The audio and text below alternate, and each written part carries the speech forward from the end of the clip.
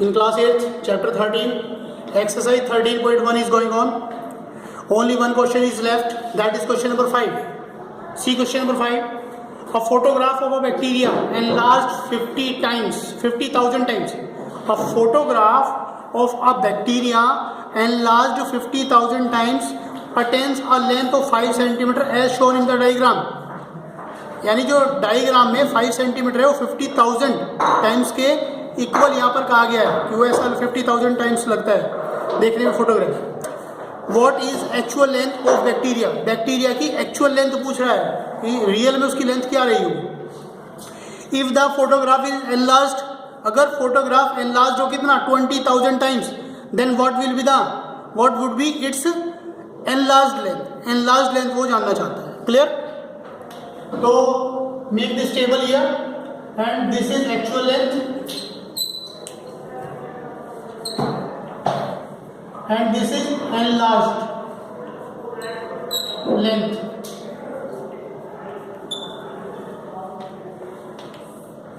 Five centimetre कितना enlarged है 50,000 times और लास्ट में उसने 20,000 टाइम्स का है. टाइम्स वाला यहाँ पे enlarged length ही तो दिया उसने, ये 20,000 टाइम्स और ये हमसे क्या पूछा है x2, यानी उसकी एक्चुअल लेंथ क्या होगी जब 20,000 टाइम्स हो. Clear. First of all see here 5 centimetre here, actual length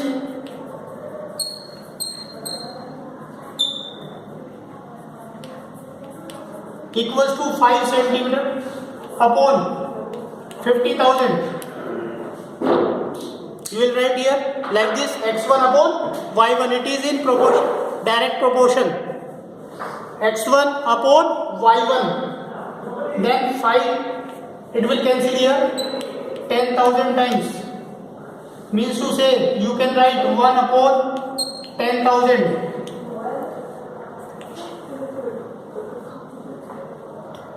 Now you can write this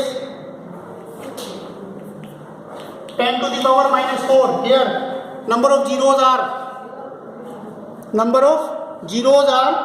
1, 2, 3 and 4. It is represented like 10 to the power 4. जब हम इसे न्यूमरेटर में लेके जाते हैं तो इसकी पावर का साइन चेंज हो जाता है. अभी 10 to the power 4 डिनोमिनेटर में है तो पावर कैसी हो जाएगी नेगेटिव. तो मैंने यहाँ पर लिखा है 10 to the power minus 4. ऊपर कौन था 1, तो 1 into 10 to the power minus 4. 1 की मल्टीप्लिकेशन कोई इफेक्ट नहीं करती है नंबर पर. तो ये हमारी क्या होगी एक्चुअल लेंथ होगी जो उसने पूछी थी आपसे. ये हमारी एक्चुअल लेंथ होगी 10 to the power 4 minus 4 centimetre.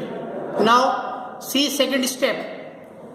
He wants to know what is x2 in case of 20,000 times enlarged length. See here, this is in direct proportion. This situation is in direct proportion. Then x1 upon y1 equals to x2 upon y2. This is situation. Ratios are same. x1 5 upon 50,000 equals to x2 upon 20,000.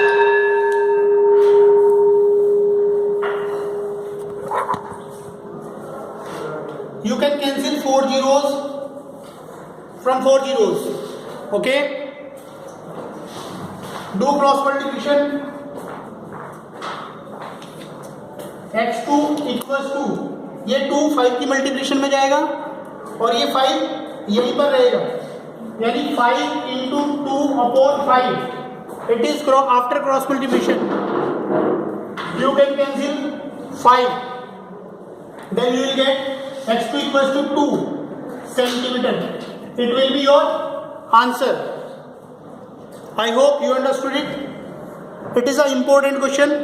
इसी के जैसा ही question next यानी question number 7 है. Question number 6 इसी के ऊपर ही है, बिल्कुल सेम डिटो यही क्वेश्चन है.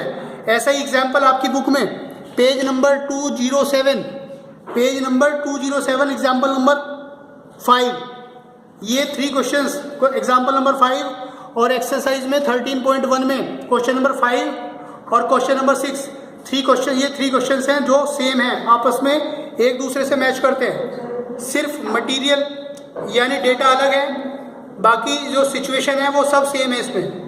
तो आपको इसी तरीके से उस क्वेश्चन को फॉलो करना है, ऐसे सॉल्व करना है। क्लियर? तो अब नेक्स्ट एक्सरसाइज यानी 13.2 उसके बारे में बात करेंगे। वहाँ पर डिस्कशन है इनवर्स प्रोपोर्शन का।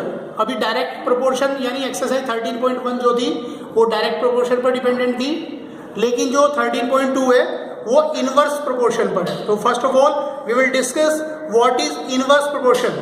क्लियर? देखिए, जब हमने डायरेक्ट प्रोपोर्शन सीखा था तो वहां पर क्या था, if x increases then y increases, if x decreases then y will always decrease. लेकिन यहां पर जो इनवर्स प्रोपोर्शन है वो क्या कह रहा है कि अगर x इंक्रीज होगा तो y डिक्रीज होगा, और अगर y डिक्रीज होगा y इंक्रीज होगा तो x डिक्रीज होगा, यानी दोनों रेसिप्रोकल है। जैसे अगर हम डायरेक्ट प्रोपोर्शन की बात करें तो उसमें मैंने एक एग्जांपल लिखा था, the cost of 1 pen is 20 rupees, then cost of 2 pens is question mark, यानी 1 पेन की जो कॉस्ट है वो 20 रुपीज है, तो 2 पेन्स की कॉस्ट कितनी होगी 40, यानी 1 पेन जो कॉस्ट वो 1 पेन थी वो x1 था, और यानी जो क्वांटिटी थी वो 1 पेन थी ना, तो x1 1 था और y1 कितना था हमारा 20 रुपीज़, x2 वहाँ पर कितना था 2 पेन्स, और 2 पेन की कॉस्ट कितनी थी वो 40 होगी जो कि y2 होगा। तो यानी x इंक्रीज हो रहा है तो y भी इंक्रीज हो रहा था, अगर x डिक्रीज होगा तो y भी डिक्रीज होगा, वो डायरेक्ट प्रोपोर्शन था।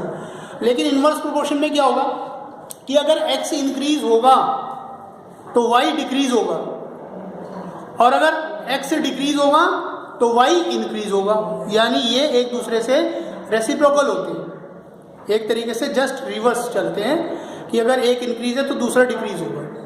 लेकिन वहाँ पर इंक्रीज है तो सेकंड वाला भी इंक्रीज ही होगा, फर्स्ट वाला डिक्रीज है तो सेकंड वाला भी डिक्रीज ही होता है। तो ये पहचान, ये आइडेंटिफिकेशन है डायरेक्ट प्रोपोर्शन और इनवर्स प्रोपोर्शन की। इनवर्स प्रोपोर्शन का एक एग्जाम्पल देकर मैं आपको समझाता हूँ कि आप कैसे पहचानेंगे कि वो इनवर्स प्रोपोर्शन है या नहीं।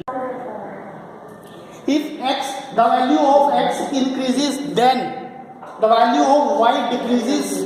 अगर x इंक्रीज होता है तो y यहाँ पर क्या होगा डिक्रीज होगा, and vice versa. Vice versa का मतलब क्या है कि अगर x डिक्रीज होगा तो y इंक्रीज होगा, वाइस वर्सा का मतलब ये है। ठीक है, इंक्रीज डिक्रीज या डिक्रीज इंक्रीज। क्लियर?